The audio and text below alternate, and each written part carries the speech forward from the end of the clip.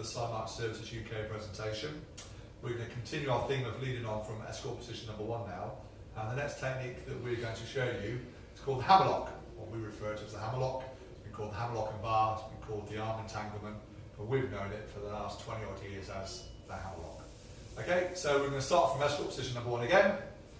So back in my ready stance, my lead leg, which is my left leg, is facing towards the subject. My right leg is slightly towards the rear and the foot is at an angle, but my top half is facing square to the subject.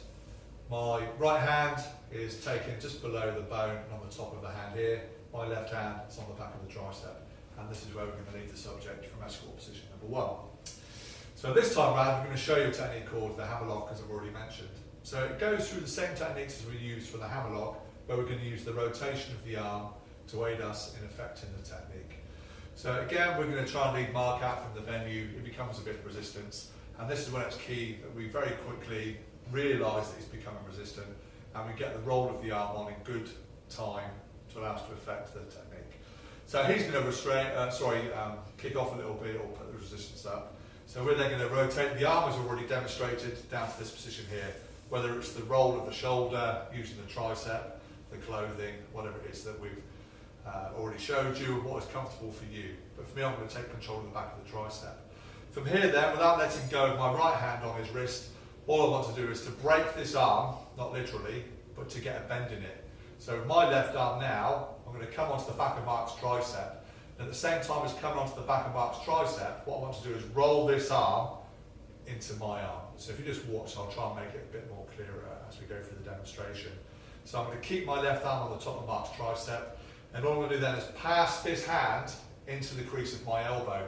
At the same time I'm stepping in, my hand stays controlled on the top of Mark's tricep here, but just notice the position that we're in now. Our arms are interlocked. And as I'm doing this, I need to step forward into the subject and at the same time bring him up to me.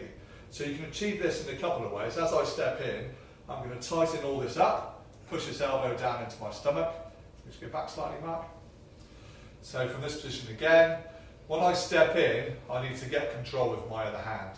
So to get control, I can either come across his back and onto his opposite shoulder, grabbing the clothing and step him up into me.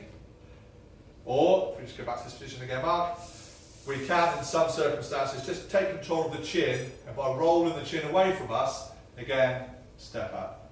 But as you already know, trying to stay away from any head contact is preferred. But if he hasn't got a t-shirt on, it's a hot summer's day, you need something to grab hold of. And this isn't aggressive, I'm not striking the head, all I'm doing is taking control of the chin, and all I'm doing is rolling the face, but just bringing him up into me. And that's it, I'm not holding it, I've just got the flat of my hand against his chin, but I just need to make sure that I'm tucked up, so his back is towards my chest, and I'm stepping into him. Again, my chin would go down, my forehead goes up to him, just to avoid any sort of back headbutts, or spits, or if he tries to bite me, whatever he wants to do. But once we're up in this position here, we've grabbed the opposite shoulder just to be able to pull him up into me. But once he's up in this position, you can, if you want to, go to the shoulder that's closest to you, and you can then just grab hold of his t-shirt, both from the arm and of the shoulder, and just bring him into you, and we can then walk him to wherever we need to go. Again, this is the most effective. Yeah. Again, that's most effective when it's a 2-man escort. We always recommend at least a 2, ideally a 3-man escort team. But this one is quite effective if you're working as a lone worker, because he's facing away from you and you do get good control. But in an ideal scenario, 2 or if not a 3-man team. The thing is, if you're working with your opposite number, if I've come in and put a hammerlock on Mark, what you don't want to do is have a hammerlock on the opposite side, because you're going to be fighting against each other. By the time you've got hold of his shoulder to lift him up to you, if I'm doing that on one shoulder, my opposite number is doing it on his other shoulder, he's got nowhere to go. Okay, so if I've come in and done the hammerlock on one side, I want my opposite number to do the fist grab or the gooseneck. That would be our preferred. Okay, so whatever one is doing, we want the opposite one to do something different or something that marries up with the technique that you're performing. Okay, so that's the technique that we're going to work on. Best case scenario as ever in a training environment. It's going to come off from escort position number 1. We're going to roll the arm over, shoulder down, hand above the shoulder. Once I've got control of here, my left hand is coming over the top of his tricep, and I'm just passing this arm over, at the same time stepping in, grabbing control, stepping him up. Okay? Best case scenario from escort position number 1.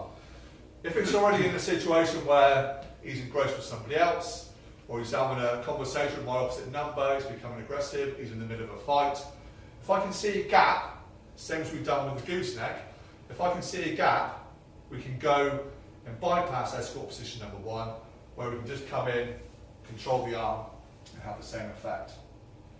We don't need to go through the techniques of escort position number 1, rolling the arm, down on the shoulder. Again, this one comes with practice, we're doing it for a lot of time. If we can see the gap between his arm and the side of his body, all I want to do is pass my hands through. So my arm that's closest to Mark, on his right hand side, is my left arm. So this is the arm that's going to go through this gap. So at the same time as going through this gap where the elbow is, I need to get control of his triceps with my opposite hand. So as I come through here now, I'm just going opposite sides of his arm. As I come in here, I can roll him, grab control, and lift him up into me. Okay? Yep. Anything from you? Yep. No, just another variation. Let's say you go for the hammerlock. So we can go off the escort position.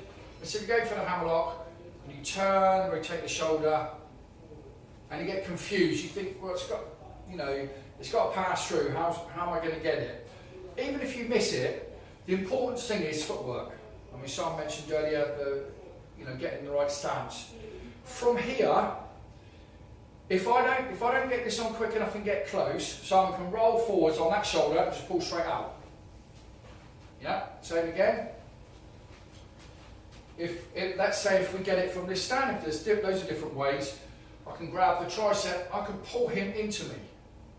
Once I keep this arm, I can pull him into me, he put himself in the hammerlock. Then I'll pull him in, and I slide. In the transition, if you notice my hands, both my hands are tied up. If I struggle in this position, all he's got to do is walk forwards in that angle, and he can have me trapped. Okay? So I think I've got him. If I'm doing it too slow or too awkward, he could turn and have me trapped. Yeah, and get me in a reverse.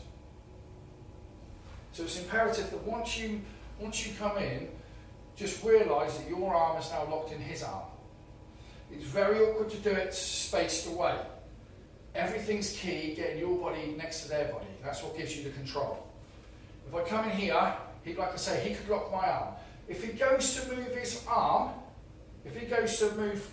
now, he could end up, my arm could get trapped in his body, and I end up getting locked. So as I come through, it's imperative to get that roll. Once I've got that roll, I need to get here. Because once he's there, I haven't really got any control. He could swing his arm up, and now I'm locked. I have to get next to him. It's not just putting the lock on, I have to get into that gap. So once I come in, there.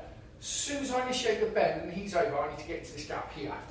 That will then stop him getting the better of me, and I've got the strength and power to come over. Now this is a low grab.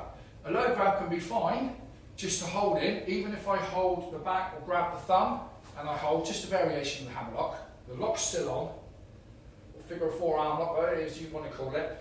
I can grab the hand, I can grab the fingers, I can grab the thumb, I can grab the wrist. Okay, all I can do is just hold and wait for my number 2. Now it's a very good position, because generally that's easy to get from that position, for my number 2 guy. So if I'm struggling with it, where he's a great big bloke and I can't pick him up, I mean I could pick him up but I haven't got the strength, he could pull me forwards. But if he pulls me forwards now, if he goes down and pulls me forwards, I can just keep that. That's, yeah, sorry, it's still a really good, strong position for me, as long as I stay tight. Sorry, you right? Yeah? It's my life. Yeah. There's a variation where you can do that with one hand as well. So again, it's coming in this gap, like Simon was saying, and instead of rotating, or coming in both, you come in, it's getting the angle right. I have to be there and there at the same time. So as I roll, the back of my hand hits the bicep, the side of the bicep and tricep, my forearm hits his forearm, and that creates a bend. Just relax. So this is a surprise we do sometimes if you work with a partner that you've worked with for years, you can have little action triggers. Say for example, the action word is mate. So my friend, when he knows he's just about that split second to put the restraint on, he could use the word mate in a sentence. Look mate, the second I hear that word, I know my restraint's going on, because his is very quickly going to follow. Obviously that takes some practice and probably years of practice. Okay, but there is a way you can do it with one hand, and it's getting the angle right. This is my defensive stance anyway. So it's getting the angle right in there. I have to engage both parts of the arm. So here, and I tuck up, there.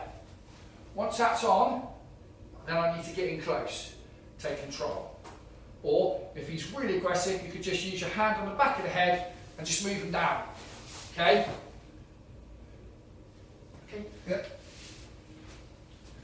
Subject, if you're in this transition, and as the subject's grabbed, he picks up a bottle, for example. Now I could grab and do this, but if he's picked a bottle up, chances are he's already rotating to hit me. So as I get the transition on, and I notice something's in his hand, a knife, a bottle, a glass, as he moves it round, instead of trying to move away from that, you can use this arm to pivot. My foot, as you'll see, is next to his foot. But I want to get distance, but I've now noticed he's got a knife or a bottle. I don't want to be here, like we would normally on the lock, so we can pivot him off the arm. So as he picks something up and I'm aware of it, move back. Sorry, you alright? Yeah. Okay, so what I've done there is there, and I'm using this to pivot.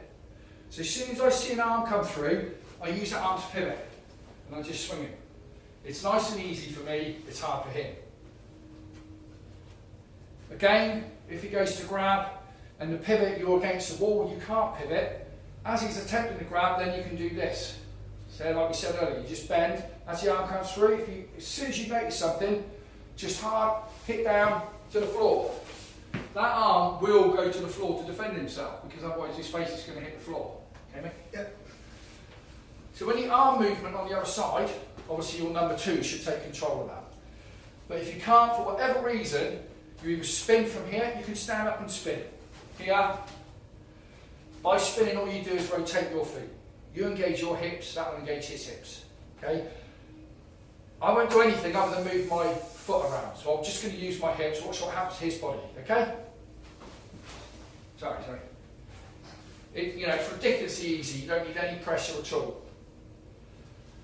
Like I say, if you're against the wall and you can't move that foot around, then you just put pressure on the head, and as you go down, you just spin to the floor. Nice and easy. So we can go from escort position, down, past the arm, like Simon said, in close. We can use the double hand, so we grab, in close. We can use single hand, to take some practice, single hand, and you bend and turn, in close. Just turn around. Okay, so what you're seeing, the other angle, is this. Just relax a minute.